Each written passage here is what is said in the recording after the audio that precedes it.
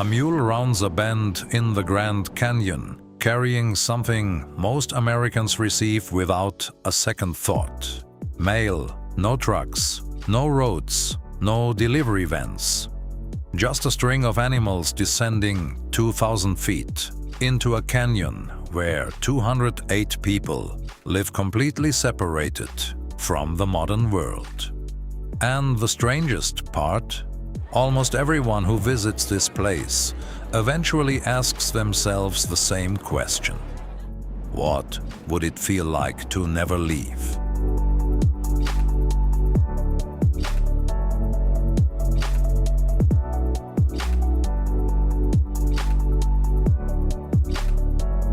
There is a paradox hidden deep inside Arizona. The Grand Canyon is one of the world's greatest natural wonders. A landscape that has inspired generations of explorers, scientists and travelers with its towering temples of stone, its immense scale, and rock layers that preserve an astonishing record of Earth's past. Some of its oldest formations began forming nearly 2 billion years ago, while the canyon itself reveals an extraordinary story of changing oceans, deserts, rivers, and the evolution of life across immense stretches of time. Every year, millions of people come to stand along its rim, taking in the breathtaking views before returning home. But hidden far below those crowded overlooks is a place that remains unknown to many Americans. A place where modern convenience simply gives way to the landscape. There is no road leading into the village. No bridge carrying traffic across the canyon. No train connecting it to the outside world. To reach it, you leave the pavement behind and begin an 8-mile journey down Havasupai Trail, the only route that people and horses can travel. The trail winds through towering canyon walls, before finally reaching the canyon floor. For generations, it has been the community's lifeline, carrying families, visitors, supplies, groceries, letters, and even the US mail by mule. As you descend, the walls rise thousands of feet above you. Layer after layer of stone tells a story far older than human civilization. The deeper you go, the quieter the outside world becomes. Eventually, the red cliffs give way to something unexpected. A ribbon of brilliantly clear turquoise water flows through the canyon, fed by natural springs. Cottonwood trees and willows line its banks, transforming the harsh desert landscape into a narrow oasis hidden deep within the Grand Canyon. And there, tucked into that unlikely stretch of green, is Supai, the capital of the Havasupai nation, a village surrounded by towering canyon walls where nearly everything arrives by mule along the trail, and where leaving home can mean hours on horseback or an even longer hike before reaching the nearest road. Life here follows a rhythm unlike almost anywhere else in America. This isn't simply a destination people visit for a weekend adventure. It's a place where families build their lives, where children grow up beneath canyon walls that echo with horses' hooves, rushing water, and the sound of helicopters that occasionally break the silence. Where isolation is both breathtaking and deeply challenging. Today, we are not just visiting Supai. We are exploring what it's really like to call this remarkable place home.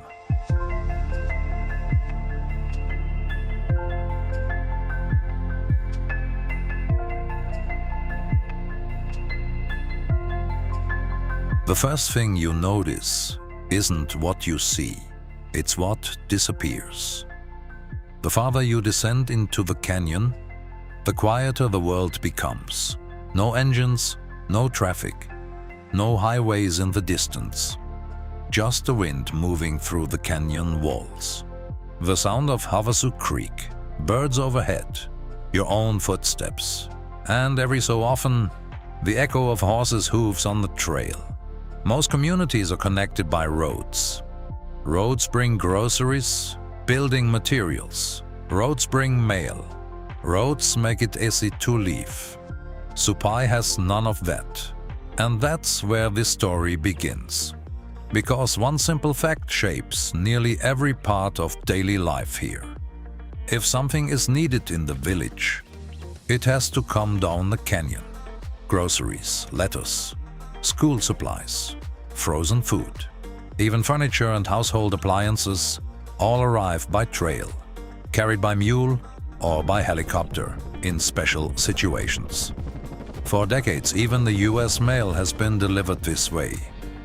Imagine ordering groceries and knowing they'll spend hours traveling down a steep canyon trail before reaching your front door. In summer, frozen food often arrives thawed. Bread is crushed along the journey, and the cost of everyday essentials rises because transporting everything into the village is part of the price. For most Americans, that kind of life is difficult to imagine. For the people of Supai, it's simply everyday life.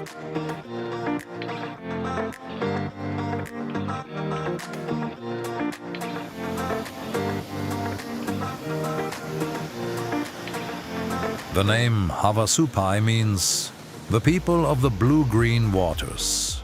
And the moment you see the creek, you understand why. Flowing through the floor of the canyon is Havasu Creek, a stream so brilliantly blue-green that it almost looks unreal. Surrounded by towering red canyon walls and shaded by cottonwoods and willows, it cuts a vivid ribbon of color through an otherwise rugged landscape. Travelers have called this place a hidden paradise, but for the people who live here, it's simply home. The creek is fed by springs that keep its clear water flowing year-round. Along its banks grows watercress. The current is fast enough that walking upstream can be difficult. And if you stop to float, you'll need to hold on to an overhanging willow branch to avoid being carried downstream. But the creek is more than the feature that makes Supai famous.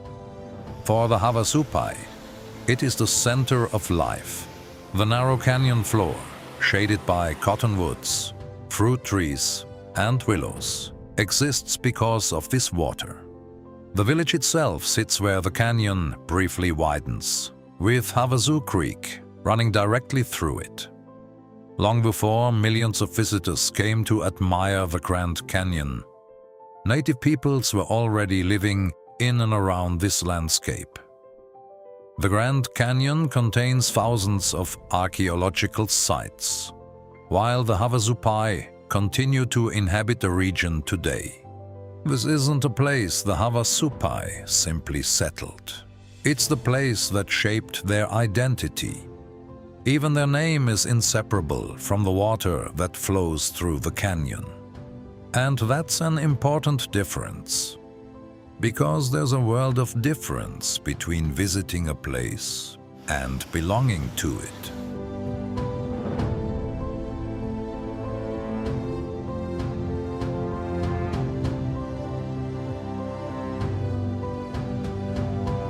Most visitors see paradise. Towering red cliffs, blue-green water, hidden waterfalls, a place many travel writers have described as a kind of Shangri-La. But every paradise has a history, and for the Havasupai, that history is also a story of confinement.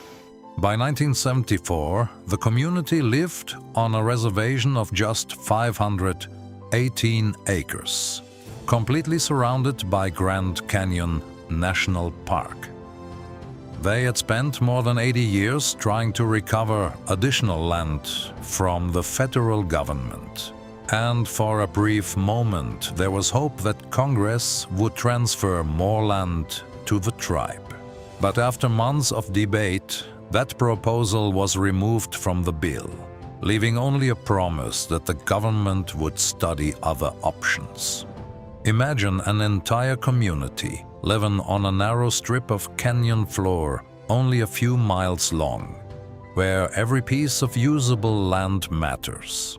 Families hold on to small plots for gardens and pack animals, and with no unassigned land left in the canyon, younger generations often struggle to establish lives of their own. Some eventually leave the canyon altogether, in search of the opportunity elsewhere. Yet despite those challenges, the community remained.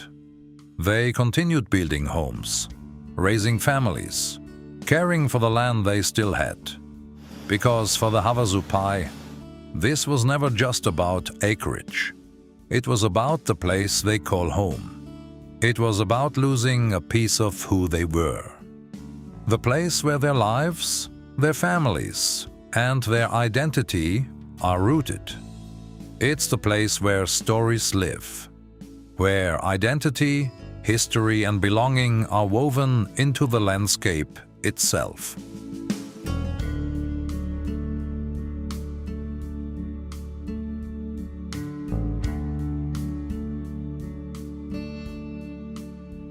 Every weekday morning, a tradition begins that feels almost impossible in modern America.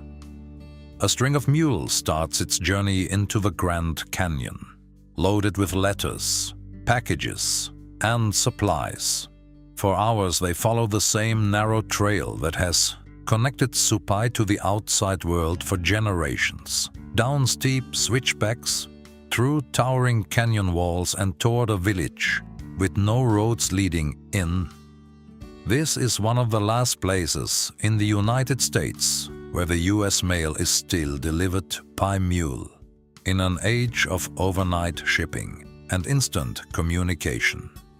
Someone is still carrying the mail into a canyon, one careful step at a time. It doesn't survive because it's a tourist attraction. It survives because it works. The canyon sets the rules. There are no roads to make the journey easier. So the people adapt, just as they always have.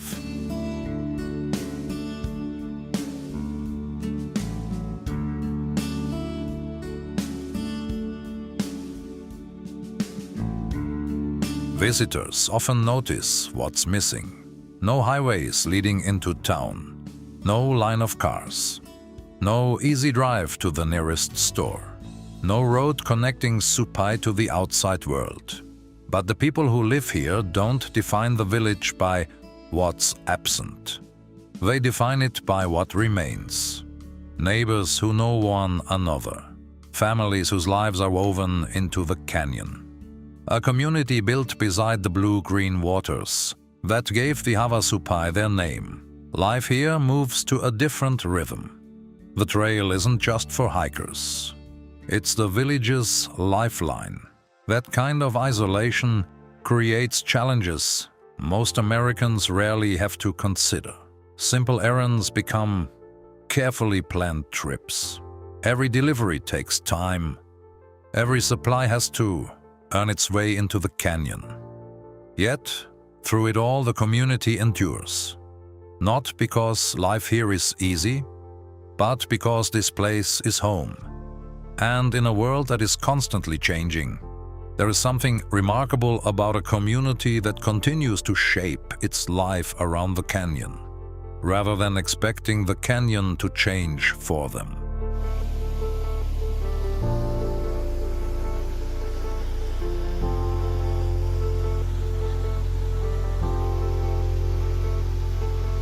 Two miles below the village, the canyon reveals its most famous secret, Havasu Falls. A spectacular cascade where blue-green water pours over red canyon rock into a brilliant pool below.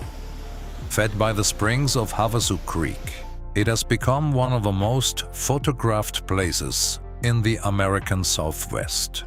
Millions of people have admired it in photographs. But pictures can only capture so much. They freeze a single moment.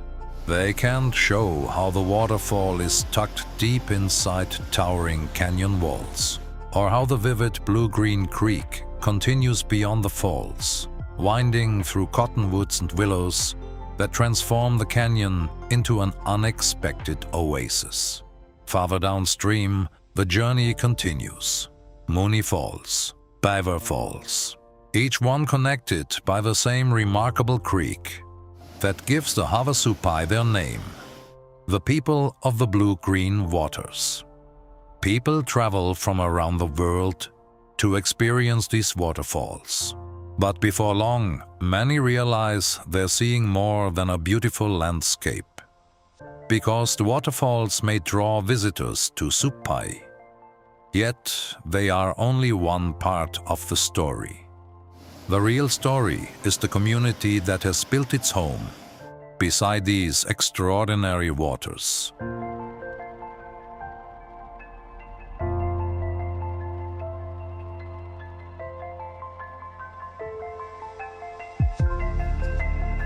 By the time you have spent a day in Supai, something begins to change.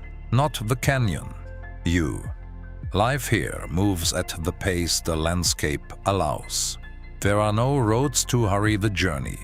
The same trail that brings visitors into the village also carries groceries, mail, building materials, and everyday supplies. If something needs to reach Supai, someone or something has to bring it down the canyon. The blue-green waters of Havasu Creek flow through the heart of the community, surrounded by cottonwoods and willows that turn the canyon floor into a narrow oasis. Every path, every home, and every day is shaped by this remarkable place. For visitors, the waterfalls are often the reason they make the journey. But after hiking the trail, watching mule trains pass, and seeing how an entire community lives without a road connecting it to the outside world, many leave with a different appreciation. Not just for the beauty of the canyon, but for the people who have built their lives within it. Because Supai isn't remarkable simply because it's difficult to reach. It's remarkable because, despite that challenge, it remains a living community, one where daily life continues beneath towering canyon walls, beside the blue-green waters that have defined this place for generations.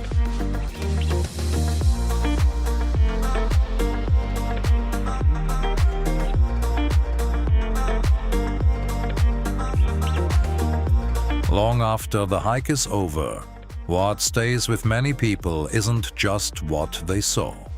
It's what surrounded them. The deeper you travel into the canyon, the more the landscape begins to shape every moment. Havasu Creek flows steadily through the village, its blue-green water winding beneath towering red cliffs and past groves of cottonwoods and willows.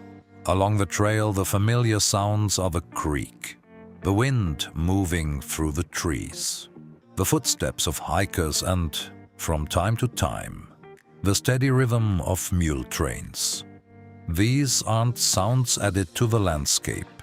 They are part of it, just as the trail is part of daily life, just as the creek is part of the community, just as the canyon itself shapes everything from transportation to the delivery of everyday necessities.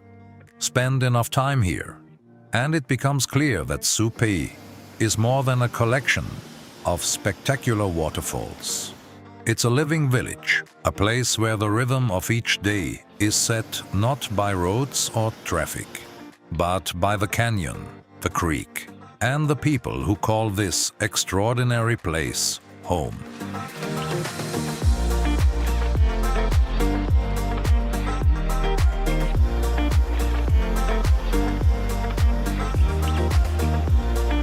The towering red cliffs soften in the fading light. Shadows slowly climb the canyon walls. The blue-green waters of Havasu Creek continue their steady course through the village. just as they have for generations, winding beneath cottonwoods and willows, before disappearing deeper into the canyon. As darkness falls, another world appears overhead. Far from highways and city skylines, the canyon grows still. The village remains surrounded by the same cliffs, the same creek and the same remarkable landscape that has shaped the lives of the Havasupai for generations. And perhaps that's the lesson hidden here. For many people, home is simply the place where they live. An address on a map, a house with 4 walls. But in Supai, home is inseparable from the canyon itself, the trail that connects the village to the outside world, the blue-green waters that gave the Havasupai their name, the community that continues to live beside them, despite the challenges of one of the most isolated villages in America. Maybe that's why so many people arrive, expecting to remember the waterfalls, but leave remembering the people and the extraordinary place they call home.